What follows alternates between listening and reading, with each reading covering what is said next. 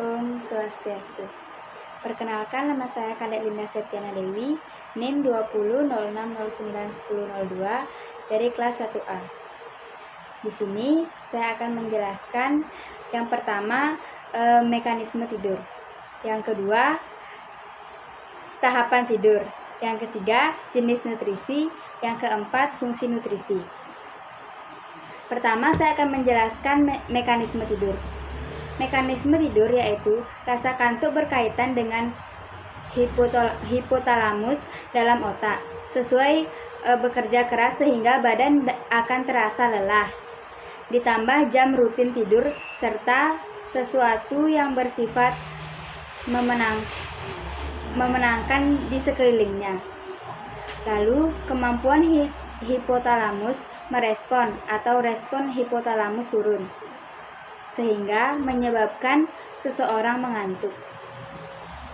Ketika mencoba memejamkan mata, lalu mengambil posisi yang rileks pada ruang yang gelap dan suhu yang nyaman, lalu menstimulasi reticular activating system atau RAS pada batang otak bagian atas, akan mengalami penurunan. Kemudian bulbar synchronizing region atau BSR akan bekerja dan menyebabkan tidur. Yang kedua, saya akan menjelaskan tahap tidur. Tahap tidur dimulai dari yang ringan hingga yang dalam. Konsep tidur terbagi menjadi dua, yaitu tahap NREM yang disebut non-rapid eye movement, merupakan tidur gelombang lambat atau gelombang otak sangat lambat. Tahap ini terjadi bila aktivitas stimuli pada otak mulai dihambat. Sekitar 75-80% tidur yang dilakukan pada malam hari merupakan tidur NREM. Tidur NREM dibagi menjadi 4 tahapan, yakni tahap 1. Tahap 1 merupakan tidur yang paling mudah dibangunkan.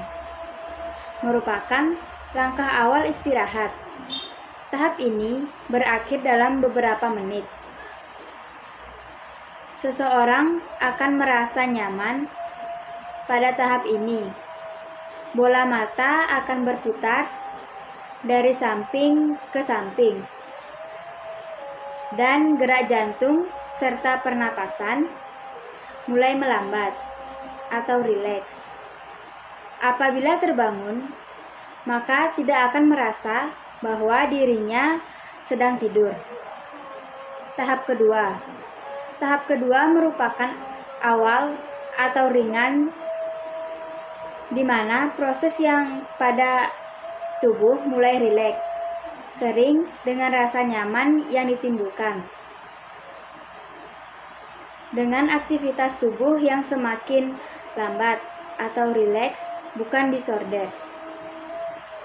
Tahap ini berakhir sekitar 10-15 menit saja, tetapi menyumbang 44% sampai 55% total tidur. Apabila ingin membangunkan, butuh stimulus dari tahap 1. Selanjutnya tahap 3. Tahap 3 dan tahap 4 merupakan tahap yang paling dalam dari siklus tidur NREM.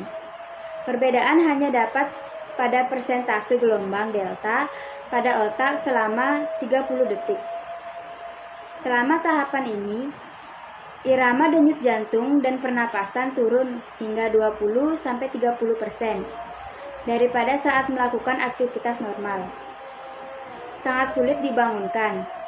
Keadaan tubuh sudah sangat nyaman dan otot-otot dalam keadaan rileks, sehingga sangat sulit dibangunkan. Sangat sulit dibangunkan dengan rangsangan apapun. Tahap ini sangat optimal dalam pengembalian energi setelah beraktivitas dan berguna untuk pelepasan hormon. Tahap REM, Rapid Eye Movement, pergerakan bola mata yang sangat cepat walaupun mata dalam keadaan terpejam. Tidur REM seringkali terulang kembali setiap 90 menit dan berakhir dalam 5-30 menit. Mimpi banyak bermunculan pada tahap ini. Selama tidur REM, otak dan keadaan aktif dan metabolismenya meningkat sekitar 20%. Hormon-hormon seperti asetilkolin mulai disekresikan dan terus meningkat selama tidur REM.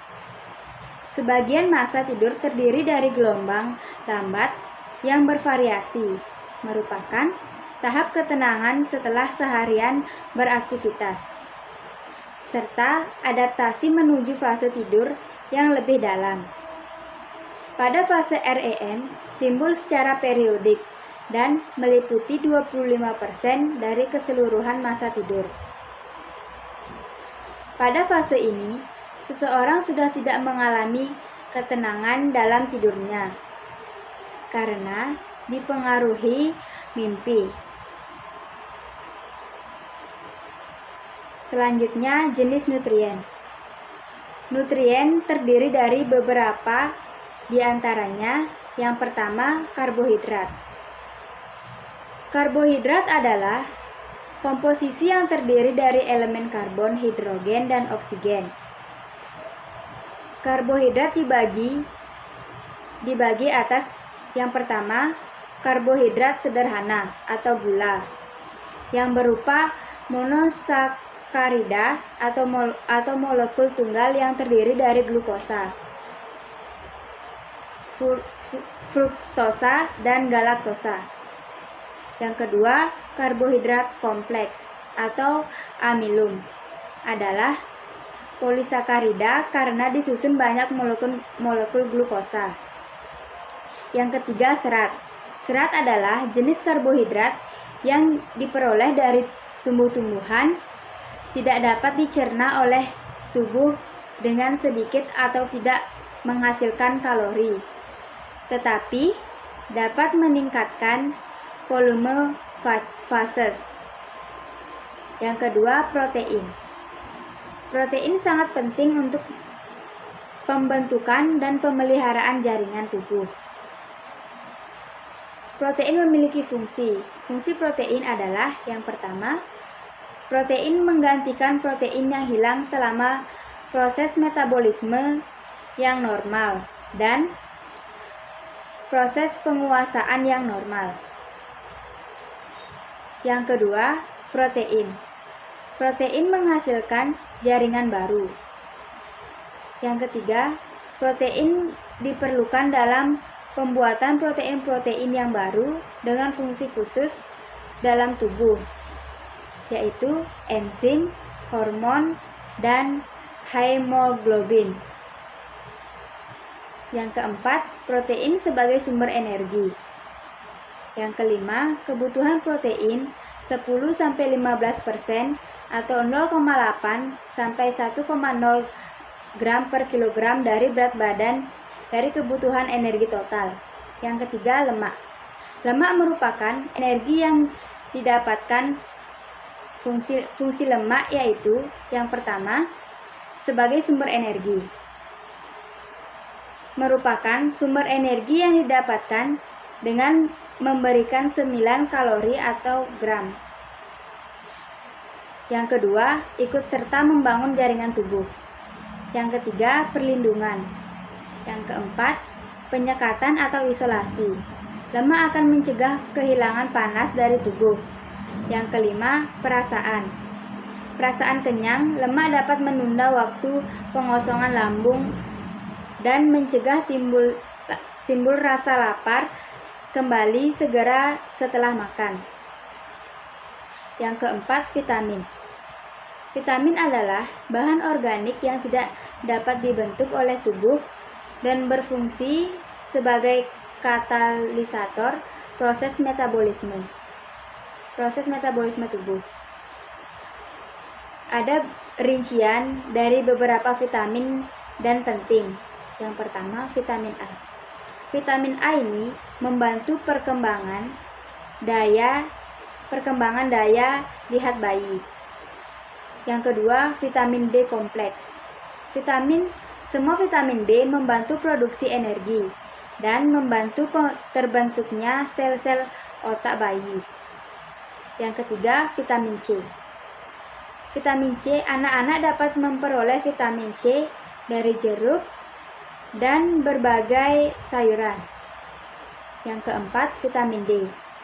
Sinar matahari membantu tubuh membuat sendiri vitamin D. Bahkan pada sejumlah anak, vitamin ini sudah terpenuhi dengan bantuan sinar matahari. Yang kelima, mineral dan air mineral. Mineral dan air mineral merupakan unsur esensial bagi fungsi normal sebagian enzim dan sangat penting dalam pengendalian sistem cairan tubuh. Yang keempat, selanjutnya saya akan menjelaskan fungsi nutrisi. Fungsi nutrisi yang pertama yaitu meningkatkan sistem kekebalan. Yang kedua, membantu mempertahankan. Yang ketiga, melindungi tulang dan gigi. Yang keempat, energi dan vitalitas untuk hidup. Yang kelima, memperlambat penuaan. Demikian penyampaian dari saya. Jika ada salah kata atau ucapan yang kurang berkenan, saya mohon maaf. Saya akhiri dengan Param Santi. Om Santi Santi Santi Om.